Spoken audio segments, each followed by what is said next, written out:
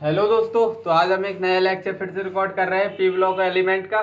आज बेसिकली हम पढ़ेंगे नाइट्रोजन के बारे में और उसकी प्रिपरेशन पढ़ेंगे, प्रॉपर्टीज भी देखेंगे और हम पढ़ेंगे एलोट्रॉप ऑफ फास्फोरस। तो ये सब हम आज के लेक्चर में कवर करने वाले हैं।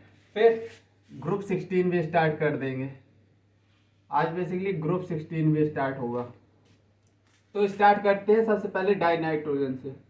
डाइनाइट्रोजन डाइनाइट्रोजन ये बेसिकली डाइनाइट्रोजन है, N2 की फॉर्म में पाई जाती है।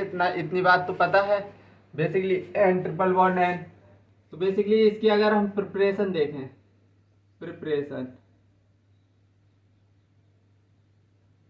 प्रिपरेशन हम इसकी प्रिपरेशन देख रहे हैं। पहली प्रिपरेशन हम पढ़ेंगे कॉमर्शियल प्रिपरेशन। पहली प्रिपरेशन हम पढ़ रहे हैं कॉमर्शियल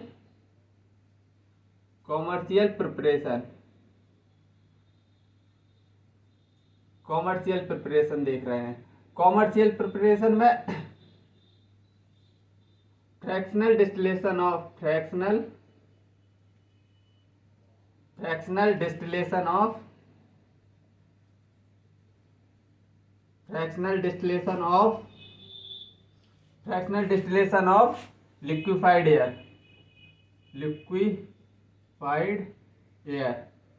लिक्विफाइड एयर में बेसिकली नाइट्रोजन भी आ जाता है, ऑक्सीजन भी आ जाता है।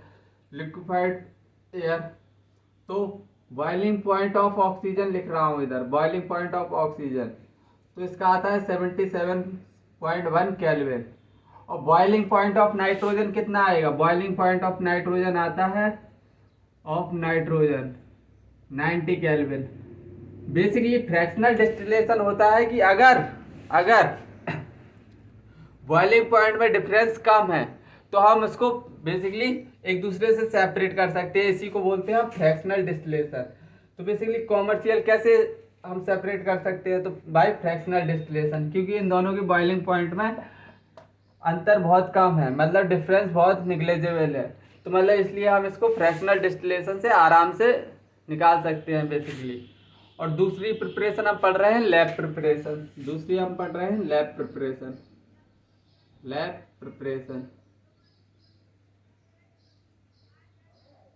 प्रिपरेशन बेसिकली लैब प्रिपरेशन में अमोनियम क्लोराइड ले लो, ammonium chloride plus ammonium chloride ले लो, सोडियम नाइट्रेट ले लो, सोडियम नाइट्रेट। अगर हम इसकी रिएक्शन करवाएंगे तो इधर से बेसिकली N2 निकलेगा प्लस NaCl निकलेगा प्लस 4 वाटर के मॉलिक्यूल। ये बेसिकली कॉमर्शियल प्रिपरेशन की पहली रिएक्शन।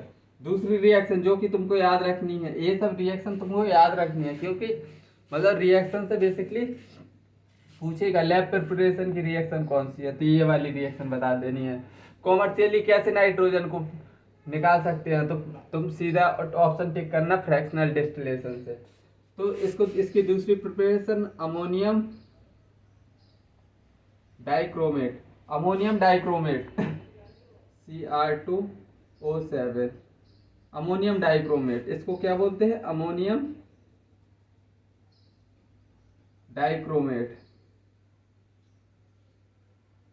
डाइक्रोमेट अगर हम इसको हीट करेंगे, अगर सपोज दैट अगर हमने इस कंपाउंड को हीट किया तो बेसिकली नाइट्रोजन देगा प्लस 2 वाटर के मॉलिक्यूल निकल जाएंगे और Cr2O3। ये किस कलर का होता है? बेसिकली ग्रीन कलर का। ये किस कलर का होता है? ग्रीन कलर का। बेसिकली अभी तक हमने 2 प्रिपरेशन पढ़ी है नाइट्रोजन की। अब थर्ड जो मोस्ट इंपॉर्टेंट है, उधर से क्वेश्चन आए हैं नीट में भी, जेई में भी।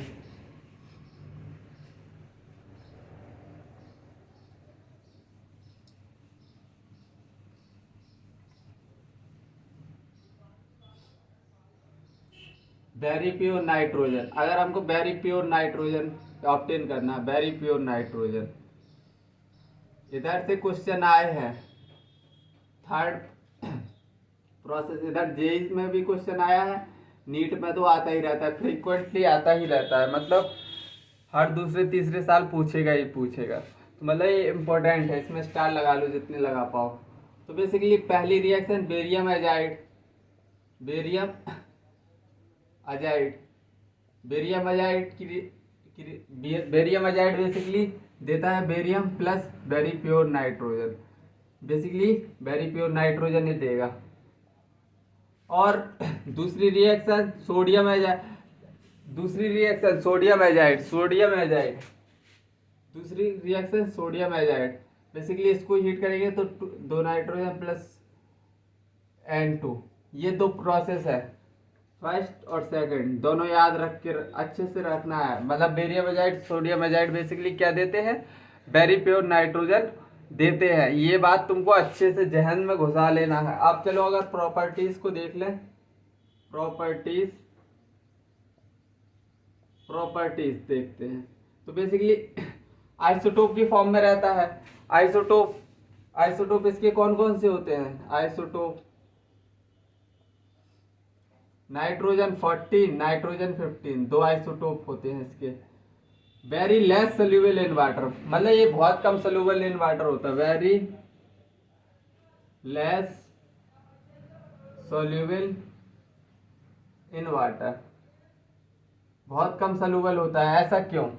ऐसा क्यों होता है? बेसिकली नाइट्रोजन तुमने पढ़ा था 3 बॉन्ड होते हैं नाइट्रोजन के, बॉन्ड एसोसिएशन एनर्जी क्या होती है हाई होती है बहुत ज़्यादा, इसीलिए basically very less soluble in water होता है।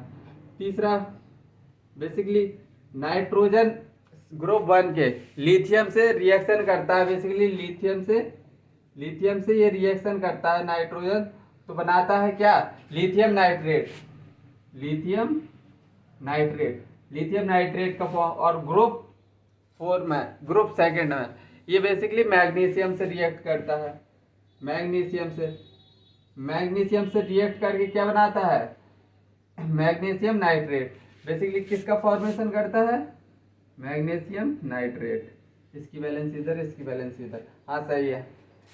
तो बेसिकली ये सब प्रॉपर्टीज है। अब हम आगे की तरफ बढ़ते हैं, एलोट्रॉप ऑफ फास्फोरस पढ़ेंगे। अब हम क्या पढ़ेंगे, allotrope of phosphorus.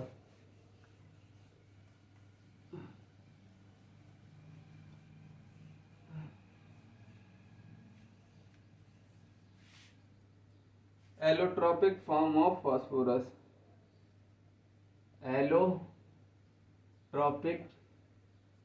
Form of phosphorus, allotropic form of phosphorus.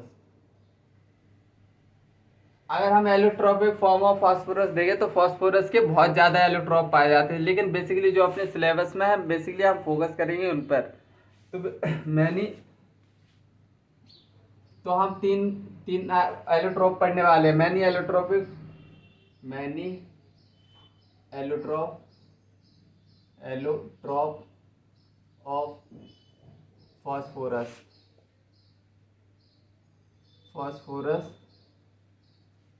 exist but we deal with किससे, व्हाइट फास्फोरस से, और दूसरा रेड फास्फोरस से डील करेंगे, और तीसरा ब्लैक फास्फोरस से हम बेसिकली इन 3 फास्फोरस से डील करने वाले हैं। तो पहला हम डिस्कस करते हैं व्हाइट फास्फोरस। पहला हम डिस्कस कर रहे हैं white phosphorus.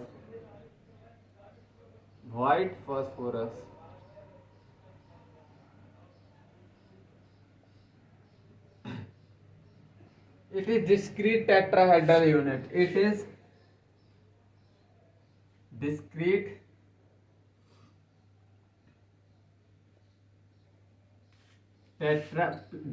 P4 tetrahedral unit। ये बेसिकली टेट्राहेड्रल यूनिट है, डिस्क्रीट यूनिट P4। इसकी स्ट्रक्चर अगर बनाना चाहें तो एक फास्फोरस इधर, एक फास्फोरस इधर, एक फास्फोरस इधर, और चौथा फास्फोरस इधर लगा है, और बेसिकली ये इस तरह से एक दूसरे से बॉन्डेड है। और इसके पास देखो अभी एक लोन पेयर भी रहेगा इनके ऊपर, एक लोन पेयर। अगर हम इसकी हाइब्रिडाइजेशन देखना चाहेंगे तो हाइब्रिडाइजेशन में क्या देखते हैं, sigma plus lone pair, 1 sigma 2 sigma 3 sigma और प्लस 1 लोन पेयर, मतलब हाइब्रिडाइजेशन क्या आने वाली है इसकी, sp3। ये बेसिकली ट्रांसुलेंट ट्रांसुलेंट व्हाइट वैक्सी सॉलिड होता है, व्हाइट वैक्सी सॉलिड, व्हाइट वैक्सी सॉलिड, ये बेसिकली ट्रांसलूसेंट व्हाइट वैक्सी सॉलिड होता है। तीसरा, ये तुम चूहा मारने की दवाई देखते हो ना, बेसिकली ये P4 ही है, P4 ही है, मतलब ये पॉइजनस नेचर, इसका नेचर कैसा होता है, poisonous in nature, poisonous in nature, ये बेसिकली पॉइजनस होते हैं नेचर में। और ये basically it is non soluble in water, ये पानी में नहीं घुलते हैं, it is not soluble in water, it is not soluble in water but soluble in non polar covalent compound, non polar covalent compound, जैसे covalent compound जैसे कि CH2 में ये बेसिकली क्या होते हैं, बेसिकली CH2 में घुले होते हैं, it is discrete tetrahedral unit. और इसकी स्मेल लिख लो, गार्लिक स्मेल आती है इसकी स्मेल कैसी, P4 की स्मेल अगर सूंघोगे तो इसकी गार्लिक स्मेल आती है, गार्लिक टाइप की गार्लिक स्मेल। ये बेसिकली कुछ पॉइंट है जो कि तुमको याद रखना है, स्टेटमेंट वाइज फॉर्म में एग्जामिनर पूछ सकता है बेसिकली तुमसे। तो इतनी बात चमकी, तो अब हम पढ़ते हैं व्हाइट फास्फोरस से अब रेड फास्फोरस की तरफ बढ़ते हैं।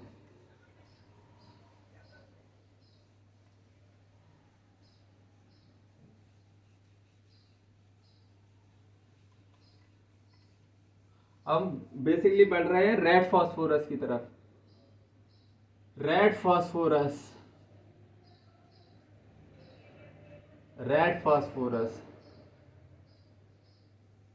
रेड फास्फोरस को कैसे बनाते हैं, बेसिकली व्हाइट फास्फोरस को ही हम हीट करके क्या बनाते हैं, रेड फास्फोरस। नहीं, अगर व्हाइट फास्फोरस पे तुम थोड़ी रिएक्शन लिखो, इसमें इंपॉर्टेंट रिएक्शन है, जेई में पूछी गई एक रिएक्शन लिखना। अगर P4 की अगर हम रिएक्शन इंपॉर्टेंट है, अगर हम P4 की रिएक्शन करवाते हैं NaOH से, 3NaOH से प्लस वाटर, तो बेसिकली देता है PH3 और सोडियम H2PO3, सोडियम हाइपोफॉस्फाइड, इसको क्या बोलेंगे, PO2 है, सोडियम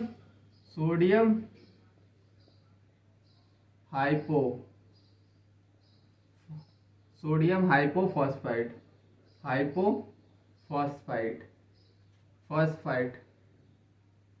सोडियम हाइपोफॉस्फाइड। बेसिकली अगर इसकी ऑक्सीडेशन स्टेट निकालना चाहे तो इसकी तो आ रही है -3, और इसकी निकालना चाहें तो +1 +2 +x 2 -2 = 0, तो 2 4, तो इसकी आ रही है कितनी, माइनस, ये माइनस का 4 है तो -1 +x, तो x बराबर कितना आ जाएगा, 1। तो इसकी सोडियम हाइपोफॉस्फाइड की ऑक्सीडेशन इधर फास्फोरस की ऑक्सीडेशन स्टेट +1 आ रही है सोडियम हाइपोफॉस्फाइड में।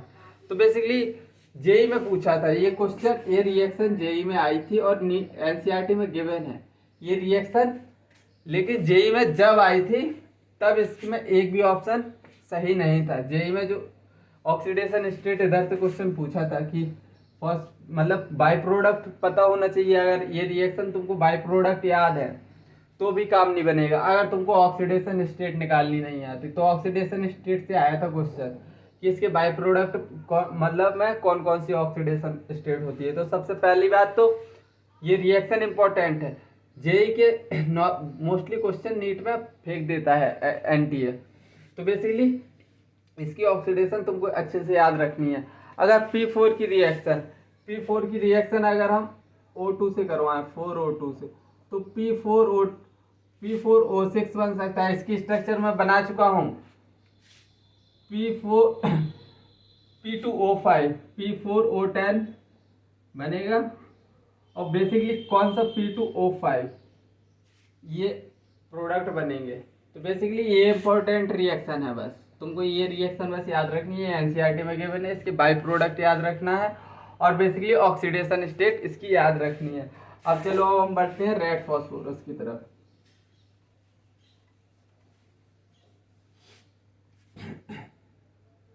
Red phosphorus, red phosphorus, red phosphorus की तरफ बढ़ते हैं। तो पहले सबसे पहले रेड फॉस्फोरस बनता कैसे है।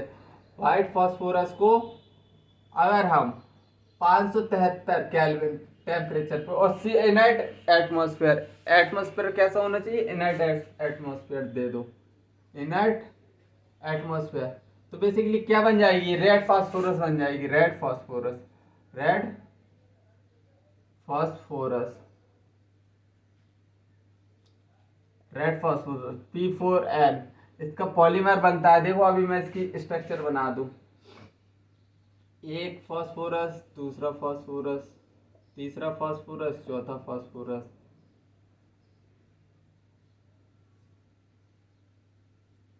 इस तरह से P फॉस्फोरस फॉस्फोरस फॉस्फोरस, ये भी किस तरह से ऐड हो जाएंगे, इस तरह से, इस तरह से। और बनाना चाहो तो आगे तुम बनाते जाओ, जितने तुमको बनाना है ऐसे ही चलता रहेगा आगे तक।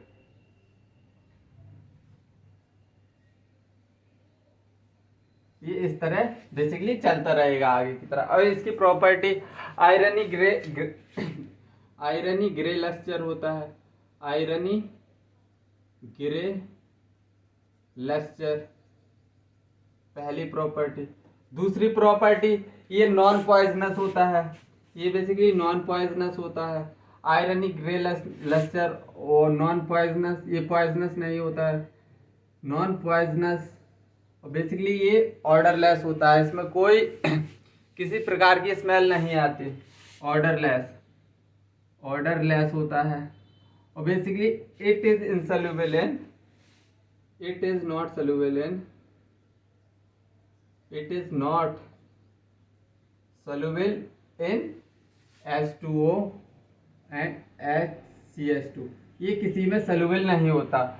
it does not glow in dark, कि व्हाइट फॉस्फोरस बेसिकली जो कंपाउंड है सेकंड रिएक्शन बनाए थे ग्लो करते हैं रिएक्शन, मतलब व्हाइट फॉस्फोरस, जबकि it does not glow in dark, it does not glow in dark, ये ग्लो नहीं करता। और प्रॉपर्टी इट डज नॉट, मतलब it is less reactive than white phosphorus, ये व्हाइट फॉस्फोरस से बेसिकली कम रिएक्टिव होता है। It is less reactive than किससे, व्हाइट फॉस्फोरस से, व्हाइट फॉस्फोरस। इतनी बात तुमको चमक गई होगी। बेसिकली ये है तुम्हारा रेड फॉस्फोरस, पूरी तरह से समझा दिया। अब थर्ड हम बढ़ रहे हैं ब्लैक फॉस्फोरस की तरफ।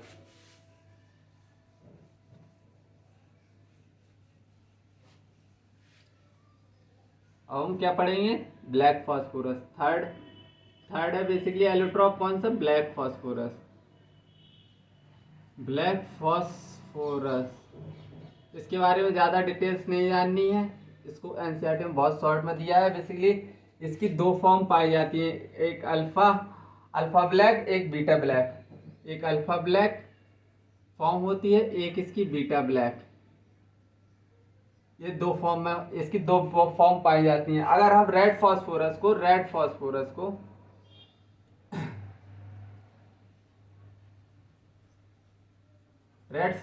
को हीट करेंगे सील्ड ट्यूब में, हीट करेंगे 473 केल्विन पे हीट करेंगे। सील्ड ट्यूब होनी चाहिए, सील ट्यूब होनी चाहिए।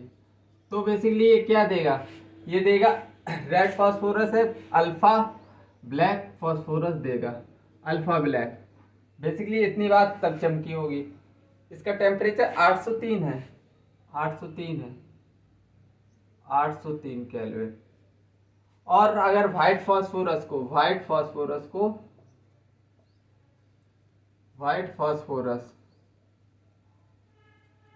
473 केल्विन हीट पे, 473 केल्विन हीट पर हीट करेंगे तो बेसिकली कौन सा कौन सी फॉर्म देगा? बीटा ब्लैक फास्फोरस की फॉर्म देगा, बीटा ब्लैक। अब बेसिकली इसमें जो सबसे ज्यादा इंपॉर्टेंट रखने वाली बात है वो star point. Thermodynamically black phosphorus सबसे ज्यादा स्टेबल होता है। थर्मोडायनेमिकली ऐसे ही पूछ सकता है एग्जामिनर, आया भी है शायद क्वेश्चन की थर्मोडायनेमिकली कौन सा एलोट्रॉप फास्फोरस का सबसे ज्यादा स्टेबल है, तो black phosphorus. Thermodynamically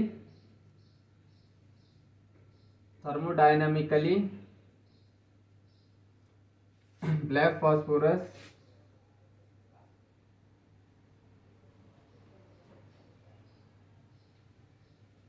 thermodynamically black phosphorus is most stable allotrope, most stable। तो आई थिंक इतनी बातें तुमको चमकी होंगी।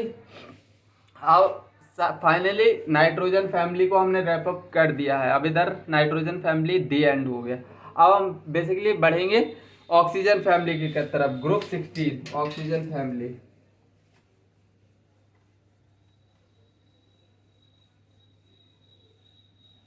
ग्रुप 16 बेसिकली ग्रुप 16 क्या है? Oxygen family. इसको हम चाल्कोजन फैमिली भी बोलते हैं, चाल्कोजन, क्योंकि ये और फॉर्मेशन की टेंडेंसी रखता है। जिस तरह नाइट्रोजन को हम निकोजन भी बोल सकते हैं, क्योंकि नाइट्रोजन में निकोजन इसलिए बोलते हैं क्योंकि वो सफोकेटिंग, और इधर ऑक्सीजन को चाल्कोजन इसलिए बोल सकते हैं क्योंकि इनकी और फॉर्मेशन टेंडेंसी होती है, और बनाने की टेंडेंसी रखते हैं। तो बेसिकली ये चाल्कोजन फैमिली भी बोलते हैं। सबसे पहली बात हम लिखेंगे इसमें इनर्ट जनरल इलेक्ट्रॉनिक कन्फिग्रेशन। तो basically inert gas NH2 NP4 basically ये होती है इसकी जनरल इलेक्ट्रॉनिक कन्फिग्रेशन। और सबसे पहले हम लिखेंगे इसकी कन्फिग्रेशन। तो ग्रुप 16 ओल्ड स्टाइल से T4, ओल्ड स्टाइल से T4। तो सबसे पहले inert gas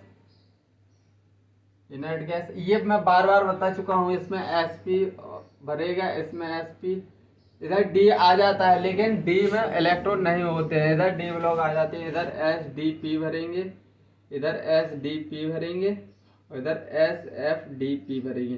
basically oxygen second family से बिलोंग करता है, S और P भरना है। सेकंड पीरियड से बिलोंग करता है, तो 2S2 2P4। फिर इधर इनर्ट गैस 3S2 3P4। फिर इधर inert gas 4S2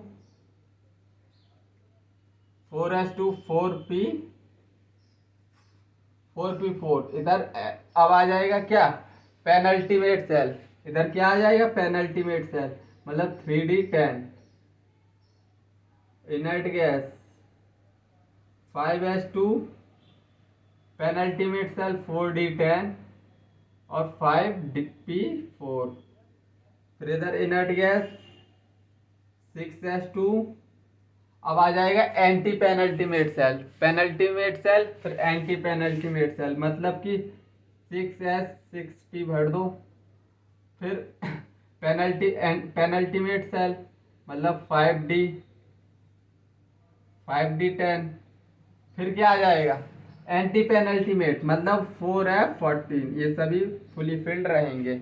I think तुमको इतनी बात चमकी होगी। ये मैं ग्रुप 13 से करवाता आ रहा हूँ। ग्रुप 13, ग्रुप 14, ग्रुप 15 में भी करवाया, ग्रुप 16 में। अब तो तुमको जनरल इलेक्ट्रॉनिक कन्फिग्रेशन लिखनी आ गई होगी सभी पीरियड्स की। चलो तो फिर इसकी कुछ प्रॉपर्टीज देखते हैं। ऑक्सीजन फैमिली की।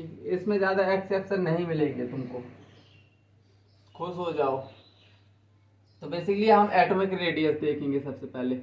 एटॉमिक रेडियस, एटॉमिक रेडियस देखेंगे। Atomic radius, atomic radius down the group सेल बढ़ते हैं, सेल तो सब सेल भी बढ़ेंगे, सब सेल बढ़ेंगे तो नंबर ऑफ इलेक्ट्रॉन बढ़ेंगे, तो रिपल्सन शील्डिंग इफेक्ट बढ़ेगा। मतलब कि अल्टीमेटली क्या बढ़ना है, साइज ही बढ़ना है। तो सेल सब सेल बढ़ रहे हैं डाउन द ग्रुप जाने पर, तो old down the group size बढ़ाते जाओ, ओल्ड स्टाइल से टी ओ। ये basically atomic radius. Atomic radius के बाद हम जाएंगे आयोनाइजेशन एनर्जी पे। Ionisation energy, ionisation energy basically ये सभी ऑर्डर मैंने कहाँ पढ़ा दिए हैं। एटॉमिक मतलब ये पीरियोडिक टेबल में सब कवर्ड है, बार बार रिवाइज कर रहा हूँ बस मैं, तो फाइनली रिवीजन कर रहा हूँ मैं। तो ionisation energy inversely proportional to size होता है, इन्वर्सली प्रोपोर्शनल टू साइज। अब देखो इधर साइज बढ़ रहा है, तो हम क्या करेंगे, अगर साइज बढ़ेगा तो आयनाइजेशन एनर्जी क्या होगी, कम होगी। तो आयनाइजेशन एनर्जी को तुमको फाइनली डिक्रीजिंग ऑर्डर में कर देना है, ओल्ड स्टाइल से टी ओ। ये फाइनली आयनाइजेशन एनर्जी का ऑर्डर निकल के आएगा। अब electronegativity, electronegativity oxygen basically second most electronegative element होता है। इलेक्ट्रोनेगेटिविटी होता क्या है basically, shared pair of electron को अपनी तरफ खींचने की टेंडेंसी को हम क्या बोलते हैं, इलेक्ट्रोनेगेटिविटी। तो electronegativity oxygen basically second most electronegative element होता है। मतलब कि ऑक्सीजन की ईएन सबसे ज़्यादा रहने वाली है, ऑक्सीजन की ईएन सबसे ज़्यादा रहने वाली है, फिर सल्फर की, फिर सेलेनियम की, फिर टेलुरियम की, फिर पोलोनियम की। और आयोनाइजेशन एनर्जी। आप तीसरी बात क्या देखनी है, इलेक्ट्रॉन गेन एंथैल्पी। इधर से ही क्वेश्चन बन जाएगा क्योंकि इधर एक्सेप्शन है। Electron gain enthalpy, electron gain enthalpy, इस पर ज़्यादा चर्चा नहीं करेंगे, ऑर्डर तुमको याद रख लेना है क्योंकि ये मैं कहाँ पढ़ा चुका हूँ, पी ब्लॉक एलिमेंट में। पी ब्लॉक में मैं बोल रहा हूँ पी ब्लॉक पीरियोडिक टेबल में पढ़ा चुका हूँ। तो इसका तुमको डायरेक्ट ऑर्डर याद रखना है, स्टाइल से टी ओ। ऑक्सीजन सबसे कम इलेक्ट्रोनेगेटिव होता है बेसिकली इसमें, इधर ये पॉइंट याद रख लेना, इधर से क्वेश्चन बनने की चांस ज़्यादा रहेंगे। अगर हम देखें बॉइलिंग पॉइंट और मेल्टिंग पॉइंट, तो बेसिकली डाउन द ग्रुप जाते हैं, डाउन द ग्रुप जाते हैं तो क्या होता है basically, van der Waals force of attraction बढ़ता है। वंडरवाल फोर्स ऑफ अट्रैक्शन बढ़ेगा मतलब पहली बात तो डाउन द ग्रुप जाएंगे तो मॉलिक्यूलर मास बढ़ेगा, मॉलिक्यूलर मास बढ़ेगा तो वंडरवाल फोर्स बढ़ेगा, वंडरवाल फोर्स बढ़ा तो मेल्टिंग और बॉइलिंग पॉइंट क्या होंगे, बढ़ेंगे। लेकिन लेकिन इसमें थोड़ी लास्ट में डिसऑर्डर आ जाता है, मतलब लास्ट में थोड़ी क्या है, एक्सेप्शन है। तो ओल्ड स्टाइल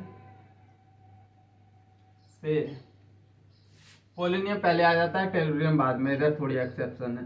तो मेल्टिंग एंड बॉइलिंग पॉइंट का भी तुमको थोड़ी याद रख लेना है, और इसमें कहाँ, इलेक्ट्रॉन गेन एंथैल्पी में। और बकाया ऑर्डर जो रेगुलर चीज़ें हैं वैसी ही चलेंगी इसमें। अब चलो हम आगे की तरफ बढ़ते हैं, एनामेलस बिहेवियर ऑफ ऑक्सीजन।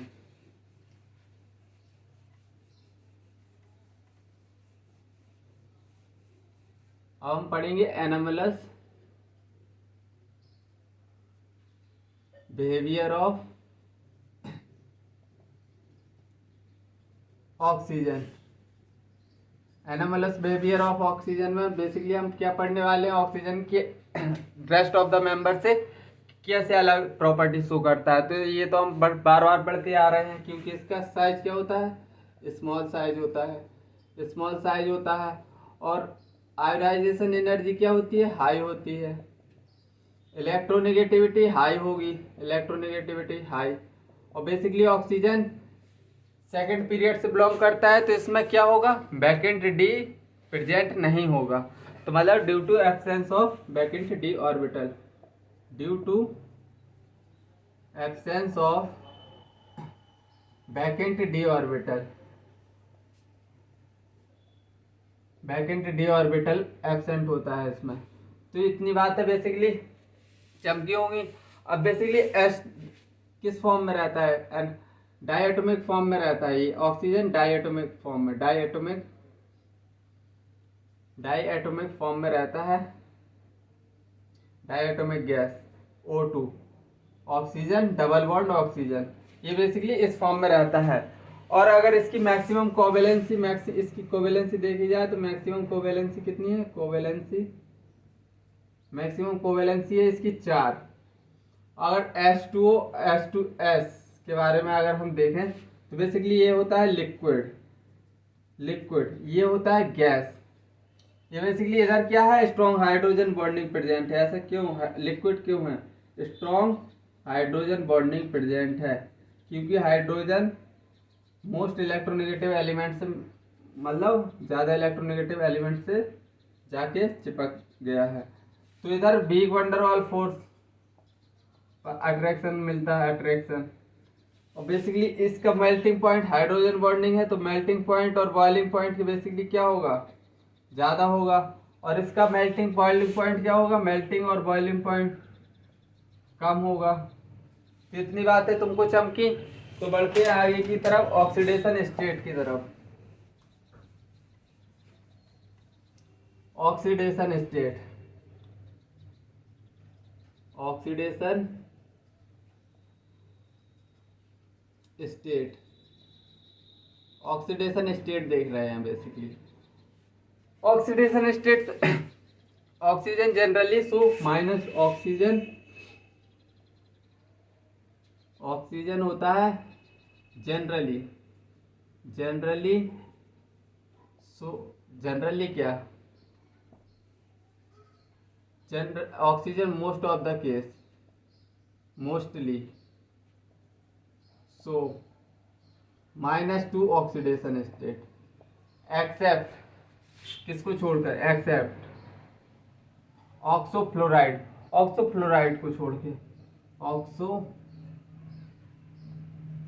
ऑक्सीफ्लोराइड।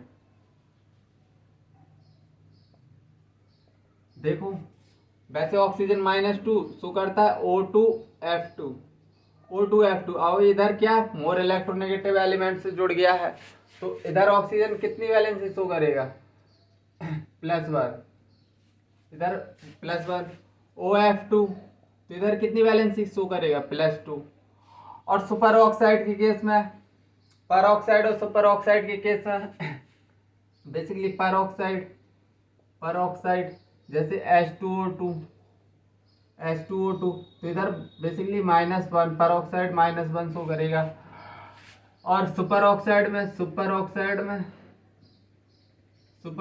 में बेसिकली RbO2, मतलब इधर क्या शो करेगा, -1/2। ये बेसिकली इधर इन सब जगह ऑक्सीजन इधर प्लस शो कर रहा है फ्लोरीन के साथ में, इधर -1 पर ऑक्साइड में, सुपर ऑक्साइड में, बकाया हर जगह -2 में ही रहेगा। तो आई थिंक इतनी बात तुमको चमकी होगी। Other element of group 16, other element of group 16 सो +2 भी शो करेगा, +4 भी करेगा, +6 भी करेगा। ऐसा क्यों हो रहा है, जैसे कि ओल्ड स्टाइल से टीपो। तो बेसिकली ग्राउंड स्टेट में अगर इसके हम ग्राउंड स्टेट में देखेंगे तो NS-NP ही पाया जाता है, NS और NP। इसमें बेसिकली कितने, NS में 2 इलेक्ट्रॉन है, NP में इसमें कितने इलेक्ट्रॉन होते हैं, ऑक्सीजन में 4। General electronic configuration ground state में। तो इधर बेसिकली 2 अनपेयर्ड इलेक्ट्रॉन है।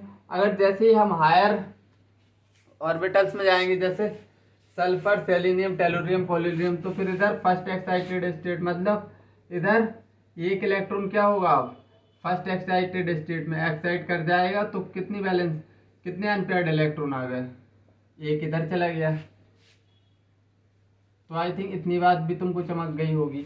+6 कैसे शो करता है, सेकंड एक्साइटेड स्टेट देख लो। तो बेसिकली एक अनपेयर्ड इलेक्ट्रॉन, 3 इधर हैं, 1 2 3, और बेसिकली 1 2 3 4 5, तो 1 2, अब देख लो 1 2 3 4 5 6, तो बेसिकली ये सब ऑक्सीडेशन स्टेट वो शो कर सकता है। और डाउन द ग्रुप, अगर डाउन द ग्रुप देखो, down the group oxidation state of +6 decrease due to inert pair effect. इससे तो तुम वाकिफ हो, due to inert pair effect, इससे तुम अच्छे से वाकिफ हो। इनर्ट पेयर इफेक्ट से तुम अच्छे से वाकिफ हो, क्योंकि NH के 2 इलेक्ट्रॉन है और न्यूक्लियस से ज़्यादा अट्रैक्ट हो जाते हैं, क्योंकि ND और NF के इलेक्ट्रॉन्स की NF और ND के सबसे इलेक्ट्रॉन के पुअर शील्डिंग होती है। तो इतनी बात तुमको ये चमकती होगी, शुरू के लेक्चर में ही बता दिया था ये। तो अब देखते हैं reactivity toward oxygen.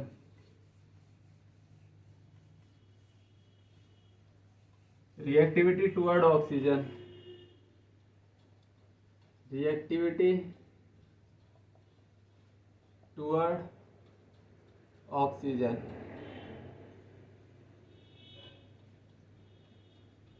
Reactivity toward oxygen, basically reactivity toward oxygen देखेंगे तो बेसिकली ये ऑक्सीजन कैसे बनाता है, EO2 टाइप, जैसे O3SO2 ओल्ड स्टाइल से T, ये बेसिकली इस तरह से एलिमेंट बनाता है। ये बेसिकली दो गैसियस फॉर्म में होते हैं, और जबकि ये दोनों सेलेनियम टेलुरियम सॉलिड फॉर्म में।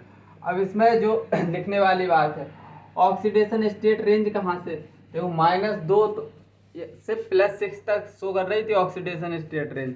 तो ऑक्सीडेशन स्टेट रेंज कितनी है, रेंज -2 to +6 है।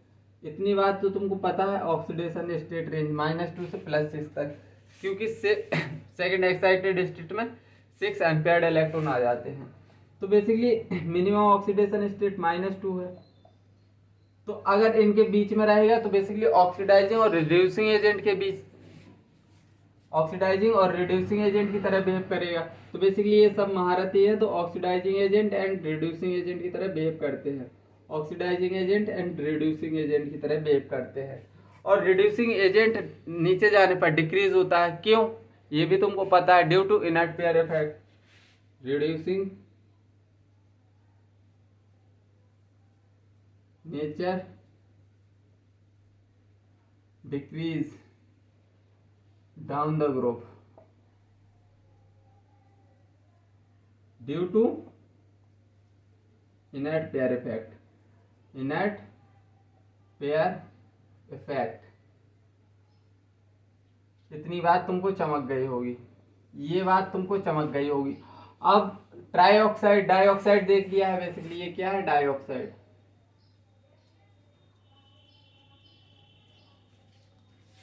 बेसिकली ट्राईऑक्साइड की बात करें, ट्राईऑक्साइड की, SO3 selenium trioxide, tellurium trioxide, ये बेसिकली ट्राईऑक्साइड है। ट्राईऑक्साइड है बेसिकली, ये सब मोर कोवेलेंट नेचर शो करेंगे, क्यों, फजान रूल याद करो, मोर कोवेलेंट कैरेक्टर, मोर कोवेलेंट कैरेक्टर पूरा लिख दूं, मोर कोवेलेंट कैरेक्टर, क्यों, क्योंकि फजान रूल HCl, ट्रिक याद रखो। और बेसिकली ऑक्सीडेशन और स्टेट ऑफ डिक्रीज ऑक्सीडेशन, इधर ट्राईऑक्साइड में EO3 टाइप के कंपाउंड बना रहे हैं ना हम, oxidation state of +6 decrease down the group, क्यों, इनर्ट पेयर इफेक्ट, सब में इनर्ट पेयर इफेक्ट है बेसिकली। तो इतनी बातें तुमको समझ में आए होंगी। आज का लेक्चर इधर ही समाप्त करते हैं, जब तक के लिए बाय, जय हिंद, टेक केयर।